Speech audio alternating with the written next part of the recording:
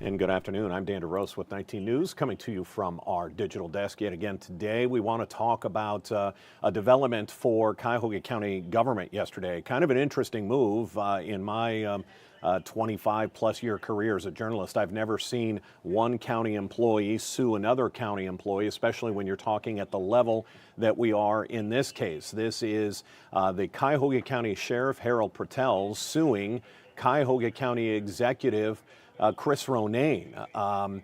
In the lawsuit, I've gone over it. It was filed 2 days ago. The lawsuit, from the sheriff's perspective, claims that Chris Ronayne is overstepping his authority and trying to exert control over things like human resources and payroll issues for the sheriff's department. The sheriff points out in the lawsuit that the sheriff's department is supposed to run independently according to the charter in Cuyahoga County. Now, that's very different than anywhere else in the state. Also different, our sheriff is appointed by the county executive. So back in 2024, Mr. Pertel was appointed by Chris Ronayne. That's a very interesting wrinkle, but then had to be approved by the county council. He is not an elected sheriff, as is the case in most parts of the state. So to get to the bottom of this issue and what's going on, who better to talk to than the sheriff himself? I'd like to welcome in Sheriff Harold Pertel. How are you today, Sheriff? Thanks for joining us. We know you're a busy man.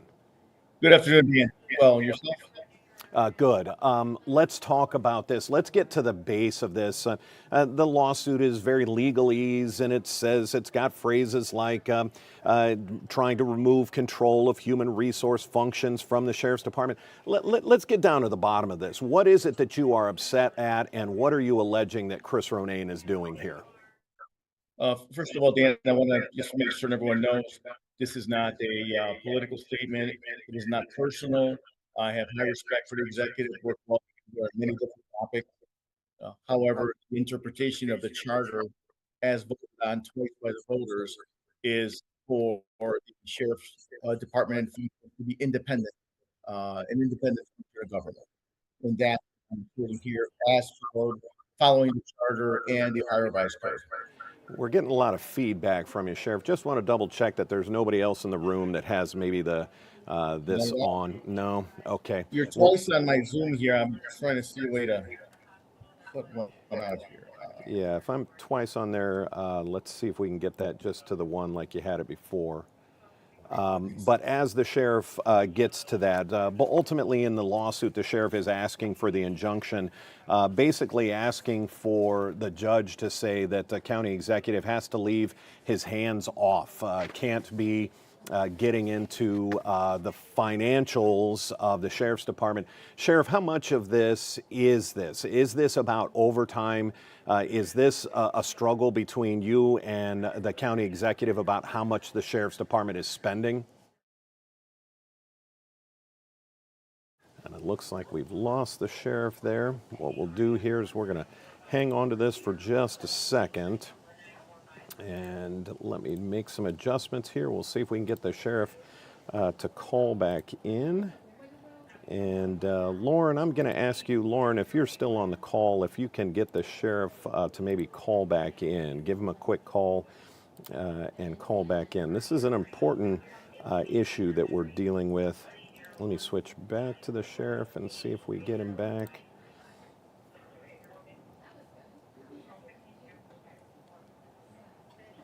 You have to love technology when it works.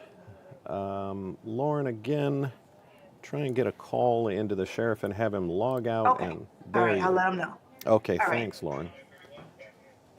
And in the time being, we'll switch Okay, back. thanks. Bye. Lauren, just a second. I'm going to switch back to you. Lauren, do we have an update from the sheriff? Is he trying to call back in? Yes, he's calling in now. Okay. Let's try and do this again. Let's try and get back to the sheriff here.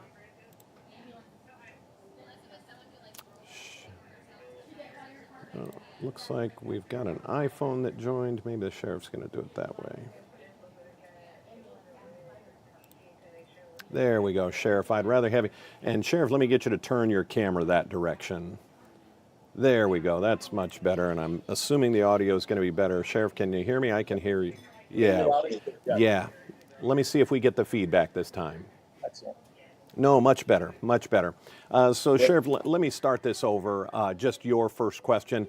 You're trying to say that this is not at all a political move. You said you have respect for Chris Ronayne, but wow, this sure is a bold move. I've never seen in my career a sheriff suing a county executive.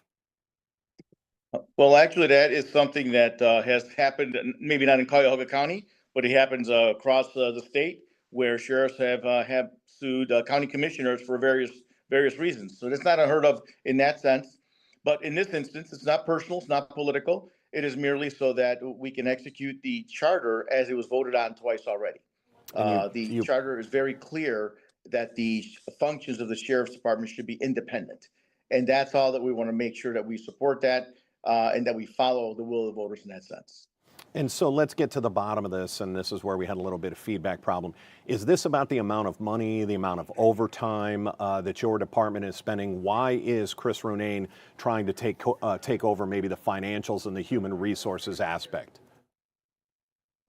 A variety of reasons there, but I can tell you that the overtime is driven, 60% of the overtime is driven by the just regular increases in salaries that were agreed on by the county law department with the respective labor unions. So there's a union contract for various classifications within the sheriff's department, and every one of those has an increase. Why? Because the price goes up, right? Because those contracts have staggered increases built into them. When those come into play, it adds up to about 60% of the overtime. So that's a significant amount. But despite that, we are faced with having to staff a 24/7 operation, and the staff has to be what you need for it. If not, somebody has to stay in, whether it's one officer, you pay one officer 5 times, or you pay 5 officers 1 time. Those posts have to be filled in order to run a safe and efficient operation. So what has the county executive said to you? You've got to slash your overtime or I'm going to do it for you? This had to have come to a head somewhere. Well, it's a collective process. We work together on things, and we've had a number of staffing studies conducted in addition to the Office of Internal Audit, in addition to the Ohio Auditor auditing our fiscal functions. And what has come out of there is not poor mismanagement, not fraud. It has come that our overtime is primarily driven by vacancy rates, by minimum staffing requirements, um, mandates that we have to meet. And that's something we have to do. And workforce turnover. Even though we may add an X amount of officers to the budget, if we don't have the proper retention, then people are retiring, they're resigning, they're being terminated, and that erodes. So your net gain is going to be much smaller than what you would think. It's not as simple as just adding some more bodies to it without additional functions, I know this. additional guards to keep them in place. I know this is a number that changes daily, but can you give us a number? Are you short X amount of deputies, officers? So where are you staffing level wise? Deputy wise, I'm short about 7 deputies. On the officer side, our budgeted number was reduced to 665, and we're right about there. However, that number was higher last year because we had additional people on. And when that number does go up, it does allow us to staff better, reduce the overtime. Now, county HR is in a position where they have contracted with a private provider to help us balance the FMLA staffing. And that is going to be a big help for us because that will reduce any potential abuse that could be taking place with the FMLA. So these folks will return to work or work extended shifts or be able to work more, and that'll help out overall. Then, Sheriff, I guess I'm confused here. What took it to the level of needing a lawsuit? What was the final conversation with Chris Ronayne? Had to have been fairly contentious to say either you leave my department alone or I'm going to have to hire an attorney, I'm going to have to sue you. Well, there's a number of things, but I think that probably the biggest one was the moving of the fiscal department. The fiscal department, every department director, manager, certainly sheriff, should have their own fiscal in-house. There's a myriad of functions that they perform, not just managing the budget, going over forms. We talk about contracts, a million other things that they do. And it's important that that department be in place and proximal to the sheriff's leadership. We access them every day, and it's something that's not just a quick phone call or an email. Sometimes you need to speak to someone. So it's important that we are proximal to them or they are in our building. And that is moving them out of our building and out of our control is something that I did not think was a good function, which would better our agency. So that sounds like the crux to this, the moving of that fiscal management officer. What are you, if you were able to, and there's a chance the Executive Ronayne will watch this, what's your message to Ronayne, who, and I got to tell you, in their comment, it didn't come from Ronayne, it came from their communications department. They say you're wasting taxpayer money by this meritless lawsuit. What would you say to Chris Ronayne? I'd say, first of all, this is just a matter of the charter. It's a matter of legal interpretation of the charter to what it says specifically, not what some people would want it to say. It can be interpreted a million different ways, but we should just stick to what it says. And it is not meritless, or else we wouldn't have filed it after extensive review, research, and legal discussion. Where does it go from here? What do you hope happens? It would be ideal if members of the executive team would just come together and say, you know what, let's just make this right. Let's interpret this charter the way it should be interpreted, provide the independence to the sheriff's department to operate within their realm, because there's certain things that only we can do. You need professionals in place. You need subject matter experts in place who have the requisite knowledge, the requisite experience, the requisite credibility, not only with the community, but also with our officers and our deputies and our stakeholders. And that's something that my team and I bring to this table. So anyone who is not working in the sheriff's department making these critical decisions, we are reducing risk for the county. We are reducing risk and vulnerability for the county when it comes to incidents happening, which could be of high consequence and subsequent lawsuit, litigation, and payment out that we can avoid by proper staffing. That's one thing I say is, you don't jump over pennies to pick up dollars. Jump over dollars to pick up pennies, because that does happen quite often. And we have the foresight based on history on what happens when things don't go well in the correctional facility. As we know, there's a history there that we can draw upon. Let me be devil's advocate here. This is not a good look. You're one of the higher ranking positions within the county. So is Executive Chris Ronayne. When the two of them are going at it, especially to the level of having to take it to a court of law, this may not be a good look to the public.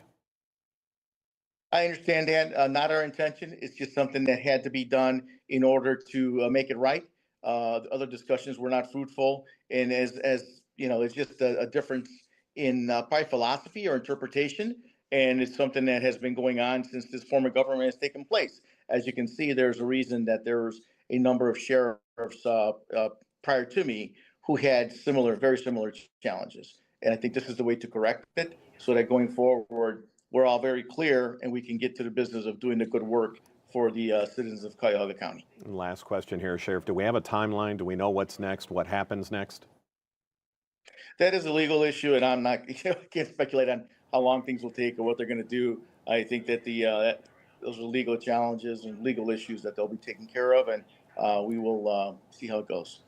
Sheriff, we certainly appreciate the time. We know you're extremely busy. Thanks for joining us today and giving your side of it. I should tell our viewers, we have extended the invitation to County Executive Chris Ronayne.